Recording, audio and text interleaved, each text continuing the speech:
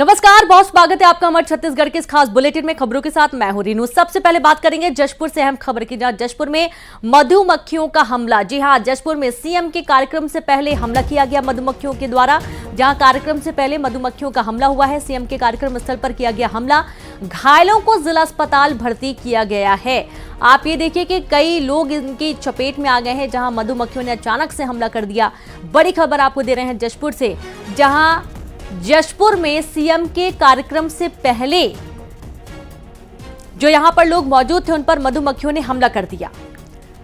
तो मधुमक्खियों के हमले में कई लोग घायल हो गए। सीएम के कार्यक्रम स्थल पर मधुमक्खियों ने हमला किया और इस दौरान कई लोगों को मधुमक्खियों ने काट लिया। अब जो प्रभावित हुए हैं उनको तुरंत उपचार दिया गया है, जिनमें आप देखेंगे कि जो सुरक्षाकर्मी हैं, पुलिसकर्मी हैं, वो भी शामिल हैं। आम जन भी इसमें शामिल हैं, जिन्हें मधुमक्खियों ने काट लिया, उन पर हमला कर दिया। और ये कुछ तस्वीरें आपको हॉस्पिटल की भी हम दिखा रहे हैं, जहां पर जिन पर ज्यादा हमला हुआ है उन्हें हॉस्पिटल एडमिट किया गया तुरंत और उपचार दिलाया गया।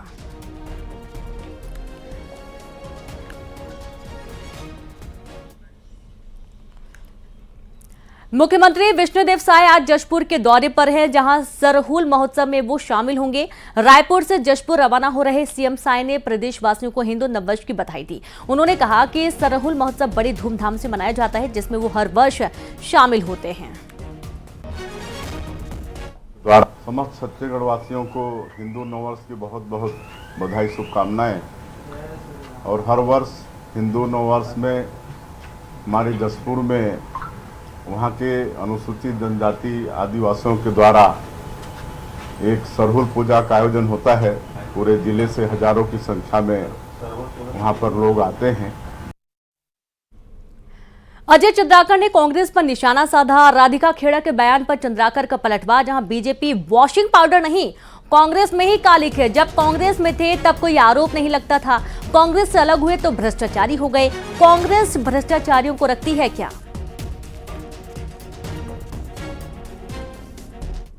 वॉशिंग पाउडर भाजपा नहीं है भाई।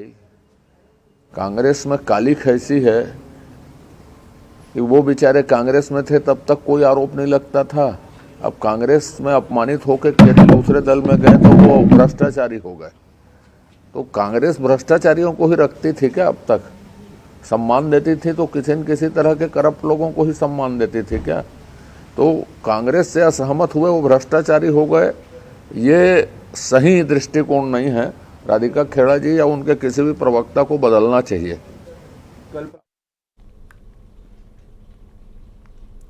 वहीं कवासी लखमा पर अजय चंद्राकर का तंज, पता नहीं लखमा कहां चुनाव प्रचार कर रहे हैं, कवासी लखमा कहां प्रचार कर रहे हैं पता नहीं है। बस्तर से जीतने वाली दीपक बैच का अपमान, दीपक बैच का कांग्रेस ने काट दिया टिकट। कवासी लखमा कहाँ हैं ये पता नहीं लग रहा है। वे कहाँ चुनाव प्रचार कर रहे हैं, किसके साथ कर रहे हैं और कैसे कर रहे हैं, यह जांच का विषय है। और दीपक बैज जी का तो अपमान हुआ है। ले देके उस लहर में जीते थे, उसको भी टिकट काट दिया गया।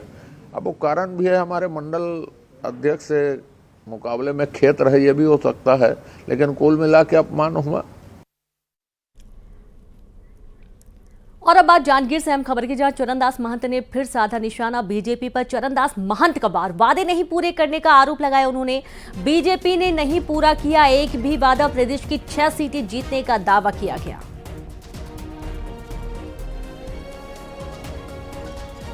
न 15 लाख रुपया मिला, न जितने उनने गारंटी दी है। हम तो बार बार अपने विधानसभा में भी बोले हैं, लोगों के सामने बोले हैं। हमको तो 6 जगह बहुत अच्छी दिख रही आज की तारीख में। ज़्यादा झूठ बोलना नहीं चाहते। आने वाले दिनों में हो सकता है 10 हो जाए, 9 हो जाए, ये आने वाले समय में। तो आप ये देखिए कि चरणदास महंत लगातार इन दिनों सुर्खियों में हैं, क्योंकि उनके जो बयान सामने आ रहे हैं वो वाकई में राजनीति में उबाल भी ला रहे हैं। जैसा कि पिछले दिनों उन्होंने मंच से प्रधानमंत्री के लिए भी बयान दिया था, जो कि काफ़ी चर्चा का विषय रहा। उस पर बीजेपी काफ़ी हमलावर भी रही और एक बार फिर से उन्होंने बीजेपी को आड़े हाथों लेने की कोशिश की, जिनका ये कहना है कि उन्होंने जो भी वादे किए थे वो पूरे नहीं किए हैं। वादा खिलाफी का आरोप चरणदास महंत लगा रहे हैं। और सीधे रुक करेंगे रायपुर से संवाददाता ममता लांजी बात जुड़ गई। ममता, चरणदास महंत लगातार ऐसी बयान दे रहे हैं जो लगातार सुर्खियों में भी हैं और हाल ही में उनका एक बयान और आया है कि बीजेपी ने जो वादे किए थे वो पूरे नहीं किए, वादा खिलाफी का आरोप लगा रहे हैं साफ तौर पर। बिल्कुल, देखिए न केवल वादा खिलाफी का आरोप लगा रहे हैं बल्कि उन्होंने प्रधानमंत्री नरेंद्र मोदी को लेकर डिफाल्टर शब्द का उपयोग जो है वो प्रयोग किया है। और इसके पहले अगर हम बात करें तो उन्होंने जो बयान दिया था कि ऐसा व्यक्ति चाहिए जो मोदी के सर पर जो है वो लाठी मार सके। हालांकि उन्होंने बाद में कहा था कि एक छत्तीसगढ़ी एक तरह का हाना है, लेकिन दूसरी तरफ आज फिर से उन्होंने वो शब्द व्यक्त किया। पहले उन्होंने खेद व्यक्त किया था और उसके बाद में अब जब ये शब्द व्यक्त किया तो उसके बाद जाहिर तौर पर कि फिर से सियासत गरमाएगी। लेकिन सवाल इस बात को लेकर है कि थोड़े दिन पहले जब उन्होंने खेद व्यक्त किया था तो एक वीडियो जारी किया था जिसमें उन्होंने कहा था कि मैं तो खुद इस बात पे मैं कबीरा हूं और ये मानता हूं कि कबीरदास जो है उनके पंथ को मानने वाला हूं और ये मानता हूं कि ऐसी वाणी बोलिए कि बिना मन का आपा खोए ऐसी वाणी बोलना चाहिए कि जिससे किसी को जो है कोई बुरा ना लगे, नुकसान ना हो। लेकिन उसके बाद अगर हम बात करें और ऐसे समय में जब चुनाव है और अभी प्रधानमंत्री के दौरे यहाँ पर हुए थे तो इसके बहुत सारे पॉलिटिकल जो है वो फायदे भी जो बीजेपी है उसको मिल सकते हैं उनके बयान से। उसके बाद भी एक बार वो खेद व्यक्त करते हैं, दूसरी बार फिर से वो इस तरह के बयान देते हैं जहां पर पार्टी जो है किसी तरीके से करती है। अगर बात करें ऑफ द रिकॉर्ड वो उससे इत्तेफाक भी नहीं रखना चाहती है। तो अब देखना ये है कि बीजेपी से जरूर वादा खिलाफी की बात कही है, लेकिन जो शब्द उन्होंने यूज़ किया है प्रधानमंत्री को लेकर उसको लेकर क्या आने वाले समय में उनकी खुद की प्रतिक्रिया क्या होती है, क्या वो उस पर स्टैंड बाई रहते हैं या फिर से एक बार वो खेद व्यक्त करते हैं। जी बिल्कुल, बहुत शुक्रिया आपका ममता तमाम जानकारी के लिए। तो खेद व्यक्त करने के बाद फिर से ऐसी बयानबाजी जो कि चर्चा का विषय बन जाए तो ऐसा बार बार होते रहना ये भी आश्चर्य की बात है। लोकसभा चुनाव को लेकर राजनीतिक पार्टियों ने पूरी ताकत झोंक दी है, घर घर प्रचार अभियान चल रहे हैं और वोटरों को साधने के लिए प्रचार गीतों का सहारा भी लिया जा रहा है। अब बीजेपी ने हर लोकसभा के लिए अलग अलग प्रचार गीत बनाया है जिसे हिंदी के साथ छत्तीसगढ़ी में भी गाया गया है। खास बात यह है कि इस 11 गीत को एक ही शख्स ने गाया है।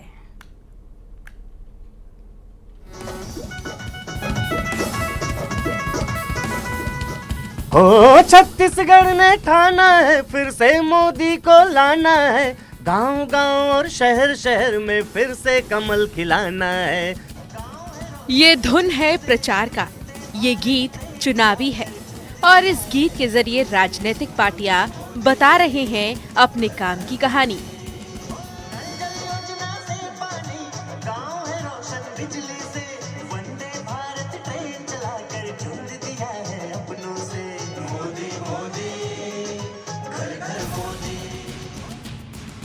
मतदान के दिन का वक्त नजदीक है, प्रचार का शोर बढ़ रहा है।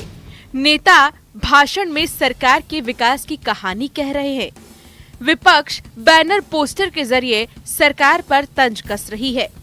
राजनीतिक पार्टियां गीत और गानों का सहारा ले रही हैं। इन दिनों चौक चौराहों से लेकर गली मोहल्ले तक हर जगह प्रचार का शोर है। गीतों के माध्यम से राजनीतिक पार्टियां अपने काम को बता रही हैं। नए नए गाने निकाले जा रहे हैं। अंबिकापुर के गोपाल पांडे मोदी के काम से प्रभावित होकर एक दो नहीं बल्कि 11 लोकसभा सीटों के लिए 11 गाने गाए हैं, वो भी हिंदी और छत्तीसगढ़िया भाषा में। अब उनके गाने हर किसी की जुबान पर है। मैंने पूरे 11 लोकसभा के लिए प्रचार बनाया है और मुझे ऐसा लगता था कि गीत एक सशक्त माध्यम है सरकार की योजनाओं को जन जन तक पहुंचाने के लिए। पहले भी गीत बनाते रहे हैं आप कि ये फर्स्ट टाइम था? नहीं, मैं पहले भी बनाता रहा हूं, लेकिन ये पहला बार ऐसा अवसर मुझे मिला है जिसमें मैंने 11 लोकसभा के लिए गीत बनाए। जी। गोपाल बताते हैं कि उनके गानों को अच्छा रिस्पांस मिल रहा है। ये तो चुनावी प्रचार के रंग हैं जो गीतों में नजर आने लगे हैं। रायपुर से आकाश शुक्ला की रिपोर्ट, न्यूज़ 18 के लिए।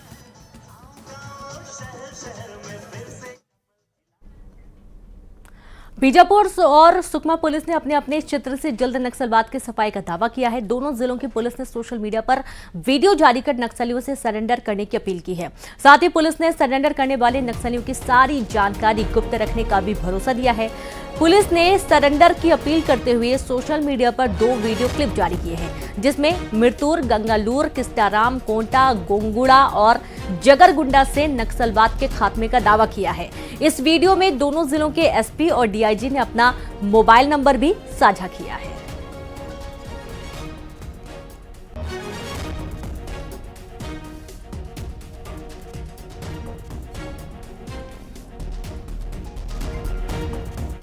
छत्तीसगढ़ शासन की जो पुनर्वास नीति बनाई गई है, जो नक्सल विचारधारा, जो खुटी विचारधारा को छोड़कर फिर से मुख्य धारा में जुड़ना चाहे, इसकी कई बार जो जानकारी है वो नहीं पहुंच पाती है। तो इसको सोशल मीडिया के रूप से इसको भेजा जा रहा है कि जो भी नक्सली इस विचारधारा को छोड़कर मुख्य धारा में जुड़ना चाहे तो उसको संपर्क दिया गया है कि एसपी सर अपना स्वयं का नंबर दिए है कि कोई अगर छोड़ना चाहे तो इस नंबर पर स्वयं संपर्क करके जिसको कोई जान का डर ना होगा, ना गिरफ्तारी का, ना किसी जान का डर करते हुए ये आकर अपने मोबाइल में संपर्क करके मुख्य धारा में जुड़ना चाहे तो इसका इस्तेमाल कर सकते हैं। सोशल मीडिया से इसको अधिक से अधिक जगह पर फैलाया जाए।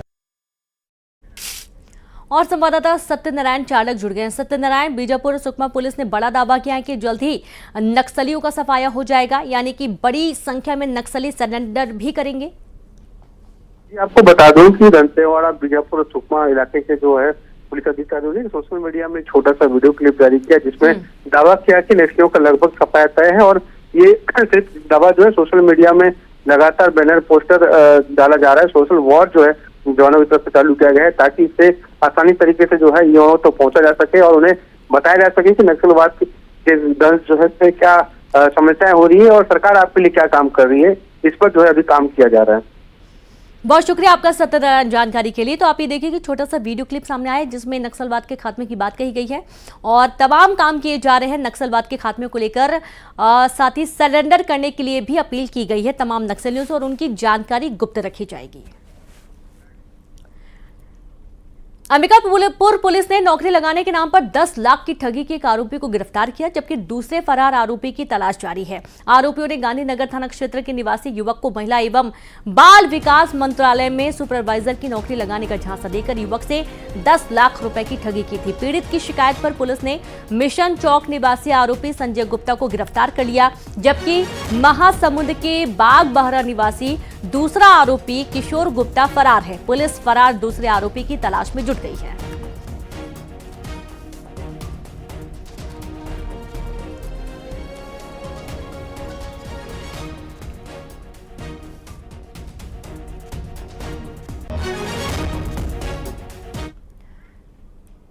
और अब खबर राजनांदगांव से, जहां 30 लाख लेकर भागे आरोपी को गिरफ्तार कर लिया गया। पुलिस ने दोनों आरोपियों को गिरफ्तार कर लिया है। तेंदुपत्ता व्यापारी के 30 लाख लेकर फरार हुए थे आरोपी। हैदराबाद से दोनों आरोपियों की गिरफ्तारी हुई है। व्यापारी के यहां काम करते थे दोनों आरोपी और इन्होंने साल भर पहले 30 लाख की चोरी को अंजाम दिया था और 30 लाख रुपए लेकर ये फरार हुए थे और पुलिस ने इन्हें हैदराबाद से गिरफ्तार किया है। और संवाददाता राकेश यादव जुड़ गए। राकेश, 1 साल पहले चोरी की घटना हुई थी, किस तरीके से इस पूरी कार्रवाई को अंजाम दिया गया? ये तेंदुपत्ता व्यापारी थे जिनके यहाँ ये दोनों जो कर्मचारी थे वहाँ, और इनको लेबर का पेमेंट करने के लिए दिया गया था पैसा। इस दौरान ये उनके जो ठेकेदार थे, जो मालिक थे, वो सुकमा या बस्तर की ओर कहीं चले गए थे जी। इस दौरान वो पेमेंट छोड़ के गए और आने पे उनको पता चला कि ये दोनों इनके कर्मचारी जो हैं वो पैसा लेके फरार हो गए हैं और साल भर से ये गायब थे, और जिसको पुलिस ने, कोतवाली पुलिस ने साल भर बाद गिरफ्तार किया है और हैदराबाद के तेलंगाना से गिरफ्तार किया है। और ये दोनों आरोपी वहाँ भेष बदल के रह रहे थे, जिसे पुलिस ने, राजनांदगांव पुलिस ने हैदराबाद से गिरफ्तार करके राजनांदगांव लाया है। बहुत शुक्रिया आपका राकेश जानकारी के लिए। तो आप ये देखिए कि हैदराबाद के तेलंगाना से इनकी गिरफ्तारी हुई है। दरअसल जो वहां पर काम करते हैं उनका पेमेंट करने के लिए इनको ये पैसे दिए गए थे, लेकिन इन्होंने पैसे दिए नहीं और ये पैसे लेकर ये फरार हो गए और 1 साल बाद पुलिस ने इन्हें हैदराबाद के तेलंगाना से गिरफ्तार कर लिया। खबर जशपुर से, जहां मवेशी चुराने वालों को दबोच लिया गया। ग्रामीणों ने 2 आरोपियों को पकड़ा है। महिलाओं ने चौक पर खड़ा कर पिटाई की। चोरों की जमकर पिटाई का वीडियो भी वायरल हुआ। एक चोर की मां की भी डंडे से पिटाई की गई है। साथ ही पिटाई के बाद चोरों को पुलिस को सौंप दिया गया। तो आप ये देखिए, पेड़ के पास ये जो ऊपर लोग खड़े हैं, ये दरअसल ग्रामीणों के पशुओं की चोरी कर लेते थे, चोरी की वारदातों को अंजाम देते थे। मवेशियों की चोरी की घटनाएं जो हो रही थी, ये लगातार इन्हीं को अंजाम दे रहे थे। और अब ग्रामीणों ने इन्हें धर दबोचा, इन्हें पीटा गया और उसके बाद पुलिस के हवाले कर दिया।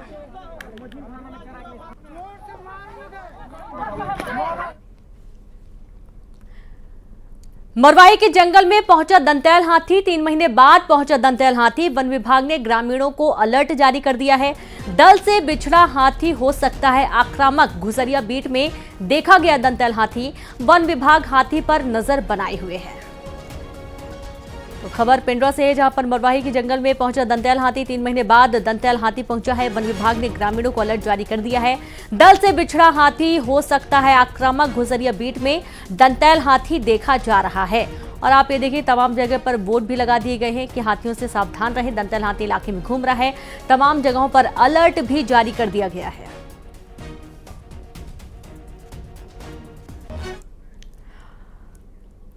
और अब खबर बीजापुर से, जहां पर 3 नक्सली गिरफ्तार कर लिए गए हैं। पुलिस ने 3 नक्सलियों को गिरफ्तार किया। कई वारदातों में शामिल रह चुके हैं नक्सली। हत्या, लूट, पुलिस पर हमले जैसे कई आरोप इन पर लगे हुए हैं। 1998 से नक्सली संगठन में सक्रिय थे। तीनों नक्सलियों को कोर्ट में पेश कर जेल भेजा गया। बड़ी खबर आपको दे रहे हैं बीजापुर से, जहां 3 नक्सली गिरफ्तार हुए हैं। पुलिस ने 3 नक्सलियों को गिरफ्तार कर लिया है।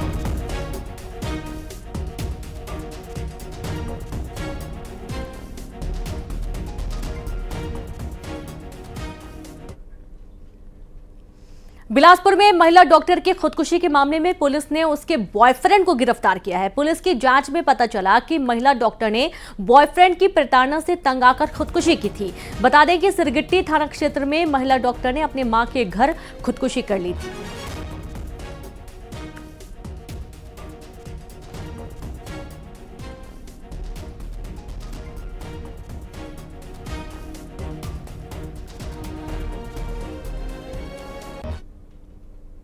वहीं गरियाबंद में बारिश का दौर जारी है। बारिश से फसलों को नुकसान भी पहुंचा। मूसलाधार बारिश से तापमान में गिरावट भी दर्ज की गई है। आसमान में घने बादल छाए हुए हैं और इसके चलते किसानों को थोड़ी दिक्कतों का सामना करना पड़ रहा है। जिन्होंने पहले से तैयारी की नहीं है कि बारिश हो जाएगी अचानक से, उनको काफी दिक्कतों का सामना करना पड़ा। लोगों के घरों की द्वार तक पानी आ चुका है और इसके चलते लोगों को आने जाने में भी काफी असुविधा हो रही है। आज तीसरा दिन भी मौसम का मिजाज बदला हुआ है। सुबह से ही काले घने बादल छाए हुए हैं और काफी तेज बारिश हुई है। तेज बारिश से ठंडी हवाओं के साथ हुई है। और देखिए, बारिश होने की वजह से किस तरह यहाँ पर पानी भरा हुआ है। मुख्य मार्ग पर पानी भरा हुआ है और इससे लोगों का जीवन अस्त व्यस्त हो चुका है। साथ ही जो बच्चों के सेहत पर भी काफी ज्यादा असर पड़ा है, क्योंकि ठंडी हवाओं के साथ ये बारिश हुई है तो पारा एकदम से लुढ़क गया है और 22 डिग्री सेल्सियस तक पहुंच चुका है। और हम यहाँ से लोगों से बात करेंगे। बारिश 3 दिनों से हो रही, कितना प्रभाव डालेगी? लगातार 3 दिनों से बारिश हो रही है भैया। रोड में और हमारे घर के सामने में पानी जाम है, जिससे बच्चों के सेहत के ऊपर प्रभाव पड़ रहा है। अब इधर नाली का भी व्यवस्था नहीं है तो घर के सामने में पानी भरा है। थोड़ा दिन और बारिश हुआ तो डायरेक्ट पानी घर में ही चला जाएगा। तो देखिए, कुछ दूर बचा हुआ है, नहीं तो पानी घर के अंदर चले जाएगा। इससे लोगों में भी काफी ज्यादा परेशानी बढ़ा हुआ है और इस बारिश ने पूरा जनजीवन अस्त व्यस्त कर दिया है। कई इलाकों में जबरदस्त बारिश हुई है और पिछले 3 दिनों से ये बारिश का सिलसिला जारी है। न्यूज और आगे भी इसी तरह बारिश होने की संभावनाएं जताया जा रहा है। न्यूज 18 के लिए गरियाबंद से शेख इमरान। और वक्त एक ब्रेक का है, जल्द लौटेंगे।